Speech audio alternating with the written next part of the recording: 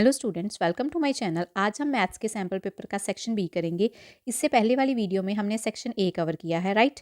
अब देखिए, section B consist of 5 question of 2 marks each. Section B में हमने 5 क्वेश्चंस करने हैं और हर क्वेश्चन के लिए आपको 2 मार्क्स मिलेंगे।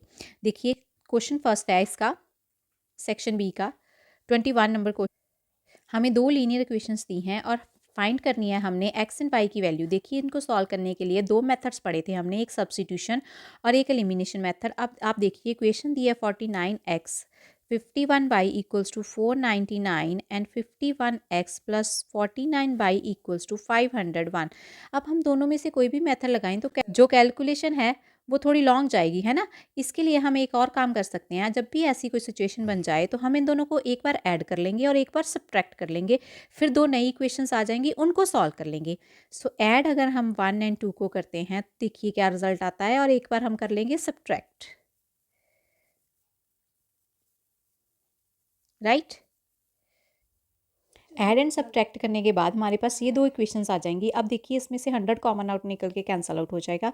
x plus Y equals to 10, यहाँ से 2 आ जाएगा। x minus Y equals to 1। अब देखिए, ये दोनों इक्वेशंस कितनी ईजी हो गई हैं, इनको सॉल्व करना बहुत ईजी है। दोनों को ऐड करने पर हमारे पास वैल्यू आ जाएगी 2x इक्वल्स टू 11। x की वैल्यू आ जाएगी 11/2 एंड अब हम x की वैल्यू थर्ड और फोर्थ में किसी एक में पुट करके y की निकाल सकते हैं, और y की निकालने के लिए हम दोनों इक्वेशंस को सब्ट्रैक्ट भी कर सकते हैं।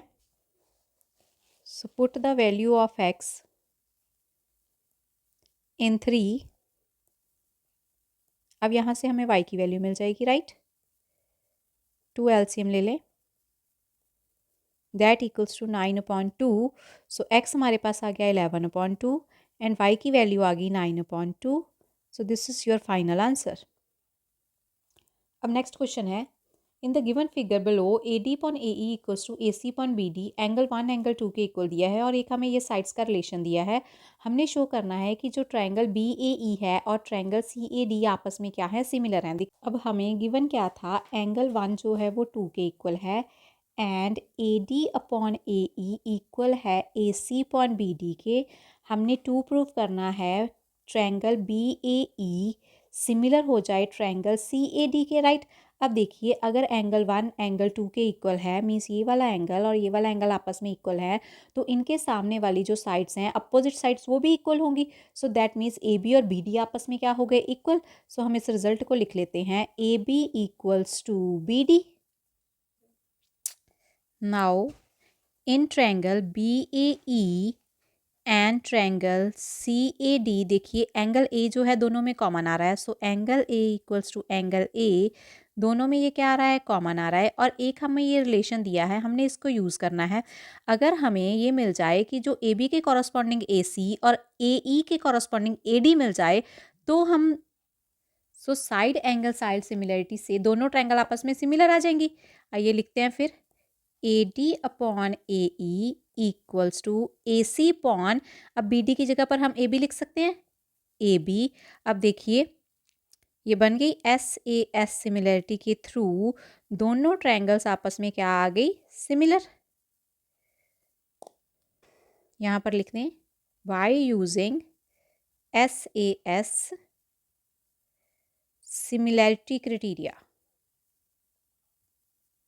अब नेक्स्ट क्वेश्चन है, in the figure O is the centre, O हमें सेंटर दिया है। फाइंड AQB हमने फाइंड आउट करना है। PA and PB are tangents to the circle. PA and PB 2 tangents हैं और उनके बीच में एंगल दिया हुआ है हमें 75 डिग्री। देखिए, ये एंगल दिया है हमें 75 डिग्री और हमने AQB एंगल फाइंड आउट करना है। ये हम क्या करेंगे, हमें पता है जो P पे एंगल बन रहा है और जो O पे एंगल बन रहा है, इन दोनों का सम होता है 180। अगर P पे एंगल 75 है तो ये वाला एंगल हमारे पास 105 हो जाएगा, राइट। इतनी बात क्लियर होगी। अब उसके बाद हम एक थ्योरम पढ़ते होते थे। क्या रिजल्ट था थ्योरम का, अगर कोई एक आर्क है, सेम आर्क है, वो सेंटर पे भी एंगल बना रही है और सर्कल के किसी अदर पार्ट पे भी एंगल बना रही है, जो सर्कल के सेंटर पर बनेगा वो ऑलवेज डबल होगा उस एंगल से जो सर्कल के किसी और पार्ट पे बनेगा, राइट। मीन्स अगर ये एंगल हमारे पास 120 डिग्री है तो ये वाला एंगल ऑलवेज क्या बनेगा, 60 डिग्री बनेगा, राइट। अब यहाँ से देखिए, ये हमारे पास 105 है, मीन्स जो इसका हाफ एंगल होगा वो होगा AQB। उसका हाफ कितना हो गया, 52.5। So this is our answer, right. अब देखिए आर्क कौन सी है, ए बी है, सेम आर्क है जो एंगल बना रही है ओ पे भी और एंगल बना रही है क्यू पे भी, राइट। सो अब हम कैसे लिखेंगे, A P B angle plus A O B angle equals to होता है 180 डिग्री। ये आपस में क्या होते हैं, सप्लीमेंट्री एंगल्स, राइट।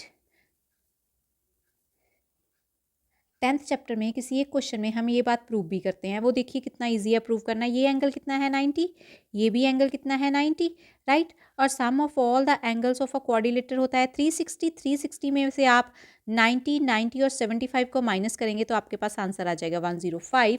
और एक रिजल्ट ये भी हमें मालूम है कि ए पी बी और ए ओ बी आपस में कितना एंगल बनाएंगे 180, तो उसमें से हम वैल्यू निकाल देंगे हमारे पास ए ओ बी की। सो ए पी बी की वैल्यू पुट करें 75 डिग्री, ए ओ बी की वैल्यू आ जाएगी 180 डिग्री।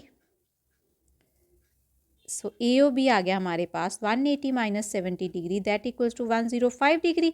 अब हमें एक और रिजल्ट मालूम है, ए क्यू बी हाफ होगा एंगल ए ओ बी का। इसका हम रीज़न यहाँ पर देंगे कि angle at the remaining part of the circle, लिख लीजिए, angle at the remaining part of the circle is half of the angle subtended at the center by an arc। ये बात हमने पहले डिस्कस कर ली है। अब यहाँ पर वैल्यू पुट कर दें, equals to 52.5 degree.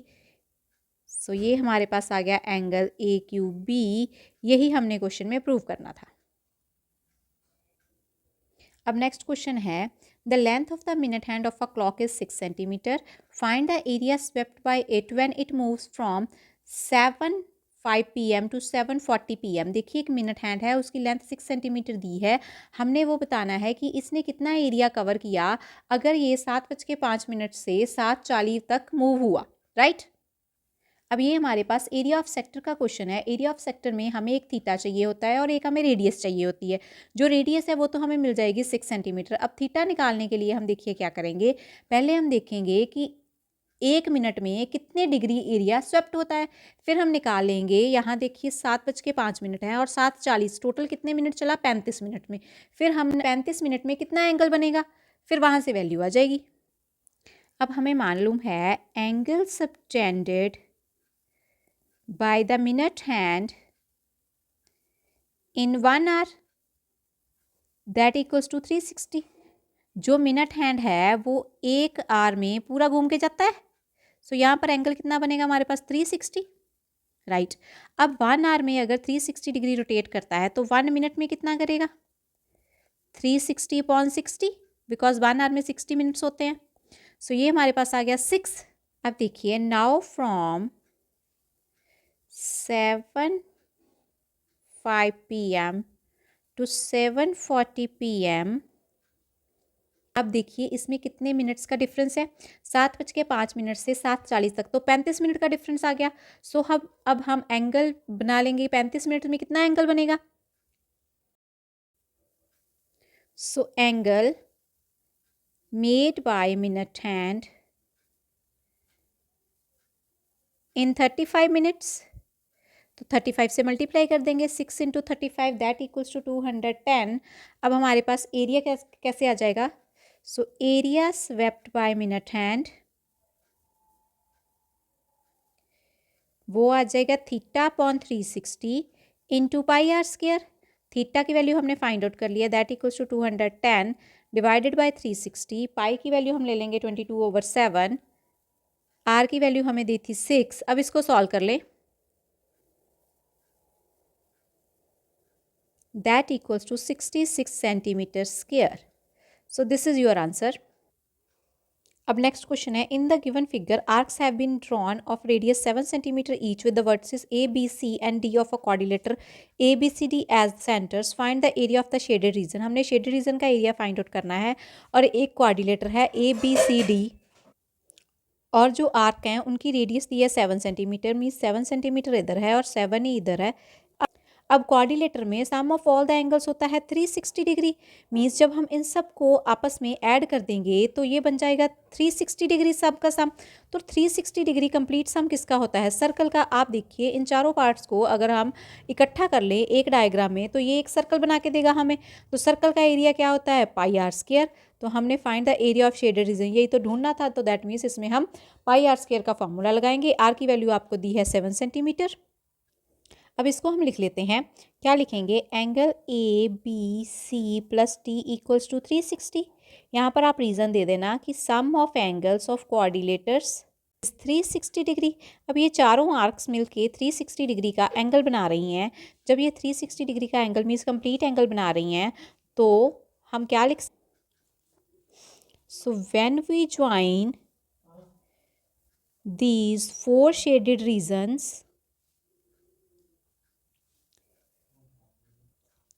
it will become a circle.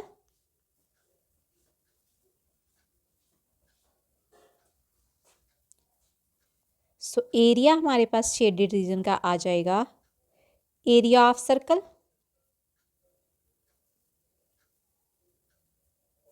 तो उसका फॉर्मूला होता है पाई आर स्क्वायर। सो आर की वैल्यू हमें दी है इधर 7 सेंटीमीटर। सो वैल्यूज फिल कर दे 22.7 7 इंटू 7। सो आंसर आ गया हमारे पास 154 सेंटीमीटर स्क्वायर। अब नेक्स्ट क्वेश्चन है हमारे पास। देखिए ट्रिग्नोमेट्री का क्वेश्चन है 25th। If sine a plus B equals to 1 है, कॉज a माइनस बी √3/2 है और a प्लस बी दोनों 0 और 90 के बीच में लाई कर रहा है। एंगल a बड़ा एंगल है b से। हमने फाइंड आउट करना है measures of angle a and b। Sine a plus B की वैल्यू है 1 and cos a minus B की वैल्यू है हमारे पास √3/2। अब हमने साइन के टेबल में जो हमने ट्रिग्नोमेट्री का टेबल पढ़ा था वहाँ देखना है कि साइन की वैल्यू 1 कहाँ पर आती है। वो आती है साइन 90 पर। So this can be written as equals to sine 90। So यहाँ से हमारे पास ये दोनों एंगल इक्वल आ जाएंगे। सो a प्लस बी इक्वल आ गया हमारे पास 90 डिग्री के। ऐसे ही अब हम कॉज के टेबल में देखेंगे। Cos a minus B equal दिया है √3/2। कॉज √3/2 कहाँ पे वैल्यू आती है? ये आती है कॉज 30 पर। सो इसको लिख लेंगे cos a minus B equals to cos 30 degree. So a minus B की वैल्यू आपके पास क्या आ गई? 30 डिग्री। ये इक्वेशन 1 है और ये इक्वेशन 2 है। अब इसको सॉल्व कर लें। Adding equation 1 and 2 we get b से b कैंसल आउट हो जाएगा 2a equals to 120 degree. So a की वैल्यू हमारे पास आ गई 120 degree divided by 2 60 degree. So अगर a हमारे पास 60 है एंड a प्लस बी हमें 90 दिया हुआ है तो a की वैल्यू 60 पुट कर लें इसमें। सो यहाँ से b की वैल्यू क्या आ जाएगी? 90 minus 60 that equals to 30 degree. So b हमारे पास आ गया 30 डिग्री राइट। अब देखिए दोनों कंडीशन फुलफिल हो रही हैं। a प्लस बी 0 और 90 के बीच में ही रह रहा है। लेस देन इक्वल टू है ना यहाँ पर, तो 90 भी आ सकता है और a b से ग्रेटर है राइट। अब इसका और पार्ट देख लेते हैं। Find an acute angle theta when cos theta minus sine theta upon cos theta plus sine theta equals to 1 minus √3 upon 1 plus √3। देखिए जब हम इन दोनों इक्वेशंस को कंपेयर करते हैं, यहाँ पर 1 आ रहा है और यहाँ पर कॉस थीटा, यहाँ पर माइनस और प्लस, ये दोनों तो सेम ही आ रहे हैं। अगर हमने यहाँ पर 1 लाना हो तो हम कॉस थीटा से ऊपर नीचे डिवाइड कर देंगे। सो कर दे डिवाइड। ये क्या आ जाएगा? Cos theta upon cos theta minus sine theta upon cos theta. ऐसे ही नीचे कर दें cos theta upon cos theta plus sine theta upon cos theta. ये किसके इक्वल आ जाएगा? 1 के। सो ये क्या बन गया? 1 minus sine theta upon cos theta tan theta upon 1 plus tan theta किसके इक्वल आ गया हमारे पास? 1 माइनस √3 और 1 प्लस √3। जब हम इनको कंपेयर करेंगे, देखिए आप सारी इक्वेशन कंपेयर हो रही है। ये भी, ये इससे, ये वाला इससे राइट। और टेन थीटा की वैल्यू कितनी आ गई हमारे पास? √3। सो टेन थीटा इक्वल्स टू √3। सो अब देखिए थीटा की वैल्यू √3 कब होती है? जब थीटा किसके इक्वल होता है? 60 डिग्री के। Theta equals to 60 degree your answer. Ravi का लास्ट क्वेश्चन था। अब हम आगे वाली वीडियो में सेक्शन सी करेंगे।